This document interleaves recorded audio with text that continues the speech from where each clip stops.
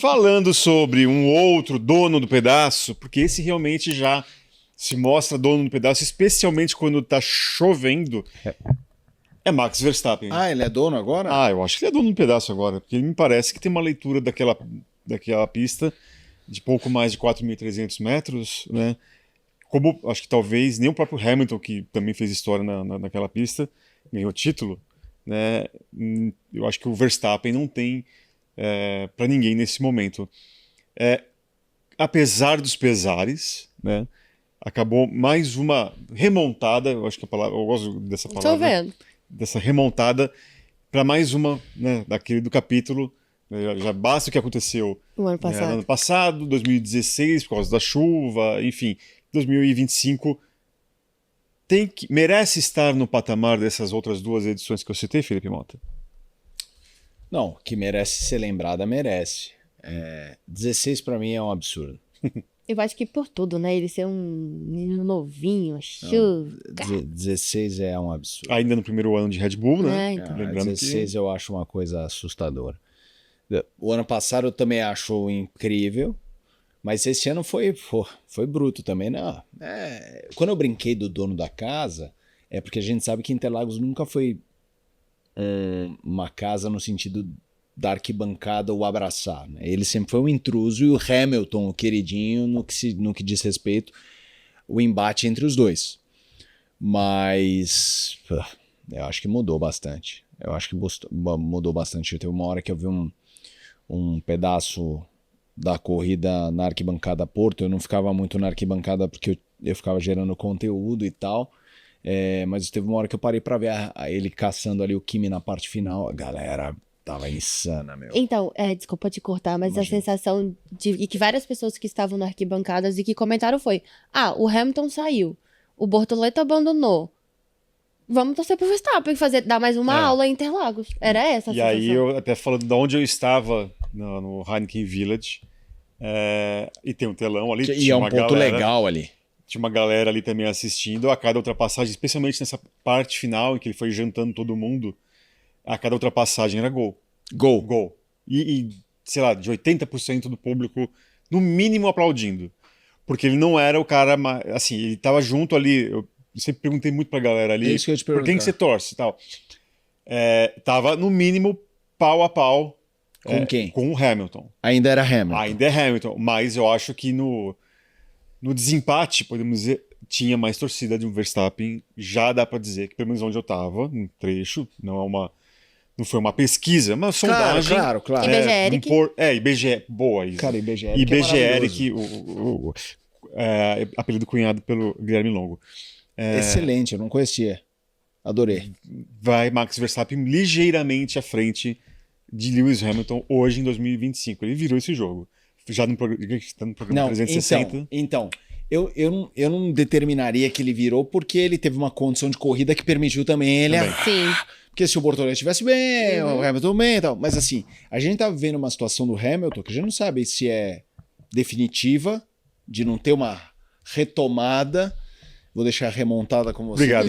Uma retomada e tal. E o Verstappen é o que é.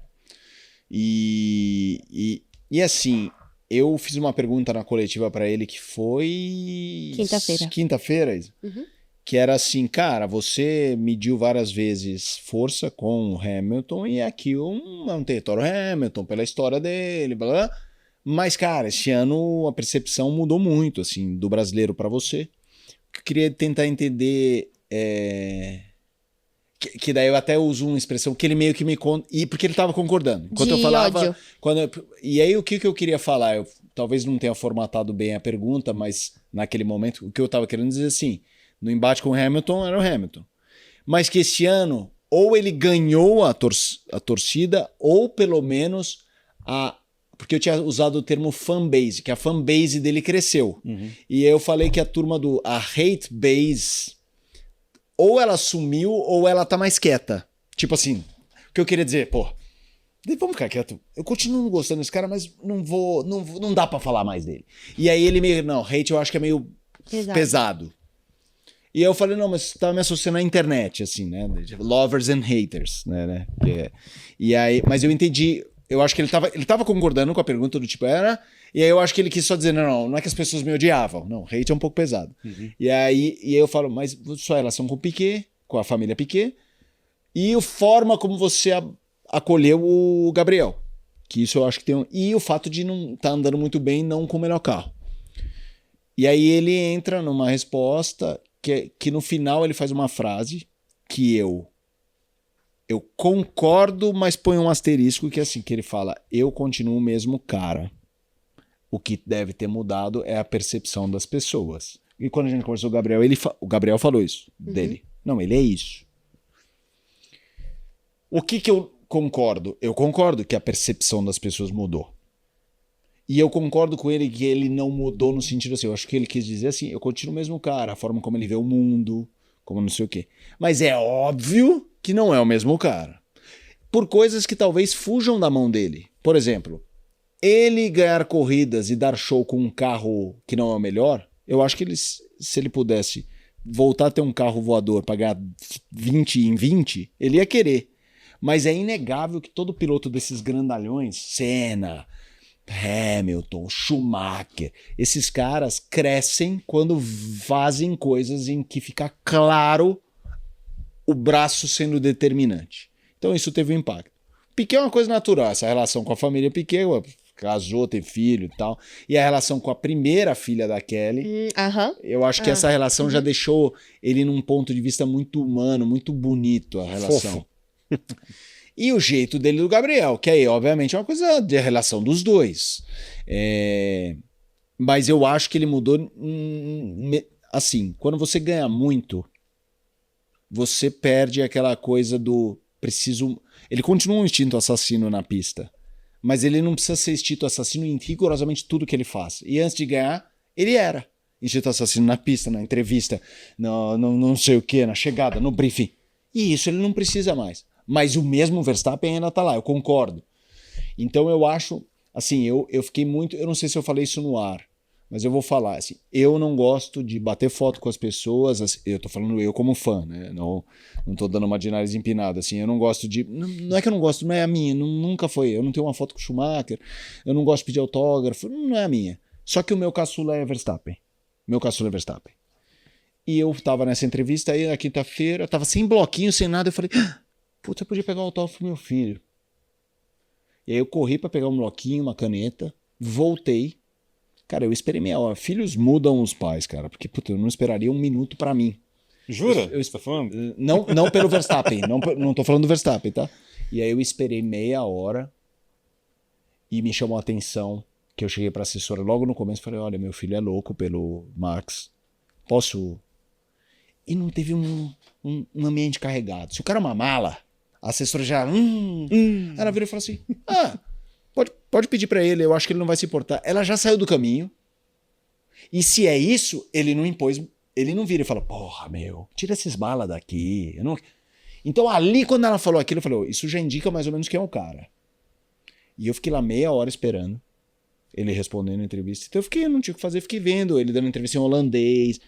Eu fiquei... Essa coisa de falarem que ele é uma pessoa simples me deu 100% a impressão de um cara rigorosamente simples. Assim, que essa coisa o lado glamour do multicampeão, pra ele, a sensação que eu tenho é que ele não tá nem aí, cara. Tenho 2 depoimentos, porque eu falei que eu saí com uma visão muito diferente do Max Verstappen desse GP, porque foi realmente o primeiro GP que eu tive mais contato com ele de forma direta. A primeira, quando você fala que ele não é mais esse Verstappen sanguinário que dá rachada, que vai com tudo. Né? No cercadinho no sábado, ele chegou muito descrente de que tudo ia dar certo no domingo, de que as coisas iam funcionar. E aí, primeiro eu faço a pergunta pra ele, perguntando, seu carro tava quebrado? O que aconteceu com o seu carro? E ele fala pra mim, não tava quebrado. A aderência tava muito ruim, mas tinha alguma coisa acontecendo que eu ainda não sei e eu não posso te dizer o que é, porque eu não faço ideia do que aconteceu. Perguntas acontecem, tarará, e aí perguntam pra ele, mas o que você acha que vai dar pra fazer no domingo? E aí ele fala lá, cara, vou tentar fazer o que der, vamos ver hoje o que a gente faz, mas eu não tô com muita expectativa pra nada. E aí, naquele coisa de jornalista, eu solto pra ele e falo, mas você ganhou de P17 no ano passado. E aí ele olha pra mim assim, eu falei, não, vai me dar uma rachada. O Verstappen do Velho Testamento vai vir e vai me dar uma no meio. E ele simplesmente olha pra mim e fala, mas eram circunstâncias diferentes, né? Com essa calma. Eram circunstâncias diferentes, né? Então, e volta a responder outra pergunta. E aí eu tive essa percepção de que, tipo, ele fala o que tem que falar, mas ele não vai mais com aquele, tipo, vou te ceifar, vou te dar uma no meio, vou te cortar. Ele foi extremamente educado. Gente, eu me arrependi imediatamente de ter entrado no meio e falado o que eu falei. Porque eu achei que ele ia me dar uma rachada. E tá tudo bem também. Não teria problema. Mas não, ele foi tão sereno, tão calmo. Tipo, sim, eu ganhei. Mas esse ano é diferente. E o segundo contato que eu tive com ele, que foi exatamente isso que você falou sobre ele ser uma pessoa extremamente acessível, sendo 4 vezes campeão do mundo, foi que, assim, quase todo mundo sabe que o piloto que eu torço não tá mais no grid. Então, pra mim, eu não tenho, tipo, deslumbre em querer ter nada de ninguém nesse ponto. Só que eu queria uma memória na minha credencial. Eu falei, poxa, eu nunca peguei uma memória na credencial porque eu quero colocar uma num quadro. E aí eu falei, acho que eu vou tentar pedir o Verstappen para assinar a minha credencial para eu poder ter de recordação. Aí eu fui, depois da corrida, fui lá na hospitalidade da Red Bull e aconteceu exatamente a mesma coisa. Cheguei pra assessora e falei, expliquei. Oi, tudo bem? Eu sou jornalista, desculpa estar incomodando, mas eu não faço todos os 24 GPs, a gente só consegue vir ao Brasil e tal. E eu queria uma recordação na minha credencial. Você acha que o Verstappen se importaria de assinar minha credencial? Ela virou pra mim e falou assim, ele tá no briefing, na hora que sair você pode pedir pra ele que ele assina. Assim, e saiu. E eu falei com ela, tudo bem se eu ficar esperando ela? Pode ficar aí, não tem problema não. E eu fiquei lá paradinha. Quase te ofereceu um Red Bull. Juro, eu fiquei lá paradinha, o Jos Verstappen aqui, ó, entrando e saindo. A Kelly aqui entrando e saindo. E ninguém chega lá pra você e fala assim, o que você tá fazendo aí? Sai. Não. Eu fiquei lá, óbvio também que a gente não vai, né? Eu fiquei lá quietinha no meu canto esperando. Ele saiu, eu cheguei, expliquei pra ele. Ele falou, parabéns pelo trabalho. Vou tentar saber o que eu fiz. Parabéns pelo trabalho no fim de semana. Eu peguei minha caneta e fui embora. Assim. Uma pessoa completamente acessível. Eu fiquei muito surpresa. Muito surpresa. É um animal, né, gente? Porra. Fique ligado porque a Mint trouxe novamente a promoção do cashback. Você que ainda não investiu na Mint, basta você investir a partir de R$150 em qualquer criptoativo e a Mint te devolve R$50 em Bitcoin. É isso aí, você investe a primeira vez, utiliza o cupom MOTOR50 na hora que você estiver fazendo o seu cadastro ali com os seus dados e investe R$150 em criptomoedas. Assim que você fizer esse investimento, até o 5º dia útil do mês seguinte você vai receber os R$50 em Bitcoin. É isso aí, Mint, a plataforma cripto do BTG Pactual.